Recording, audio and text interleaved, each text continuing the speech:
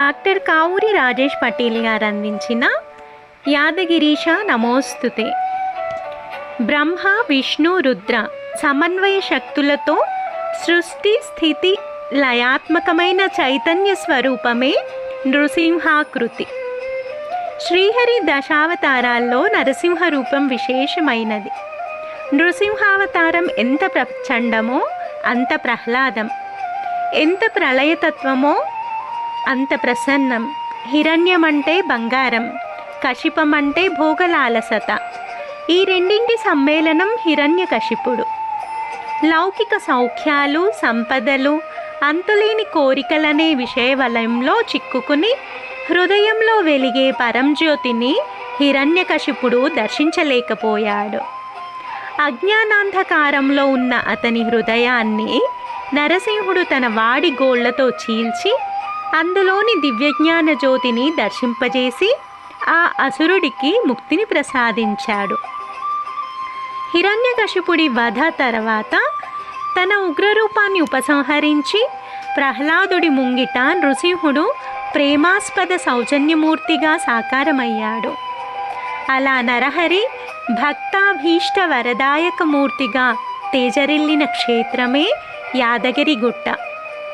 ఈ క్షేత్రంలో ఏటా ఫాల్గుణ మాసంలో 11 రోజుల పాటు బ్రహ్మోత్సవ సంరంభం కొనసాగుతుంది.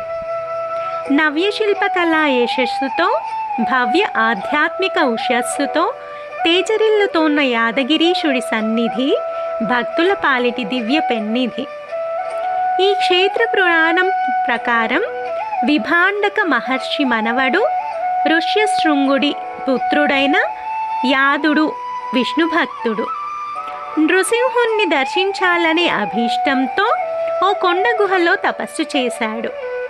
ఆంజనేయుడు ఉపదేశించిన సుదర్శన నృసింహ మహామంత్ర సాధనతో యాదర్శి నరసింహుణ్ణి ఉగ్రగండభేరుండ, జ్వాల, యోగానంద, లక్ష్మీ నరసింహ అనే 5 రూపాల్లో ప్రత్యక్షంగా దర్శించాడంటారు. ఆయన కోరిక మేరకే 5 రూపాలలో స్వామి కొండపై కొలువుదీరాడంటారు. 13వ శతాబ్దం నుంచి ఈ క్షేత్రం వైభవంగా విలసిల్లుతోంది. శ్రీకృష్ణదేవరాయలు ఈ క్షేత్రాన్ని దర్శించాడు. కీసరగుట్టను రాజధానిగా చేసుకొని పాలించిన తూర్పు చాళుక్య రాజు త్రిభువన మల్లుడు ఆలయాన్ని ఎంతో అభివృద్ధి చేశాడని చరిత్ర చెబుతోంది.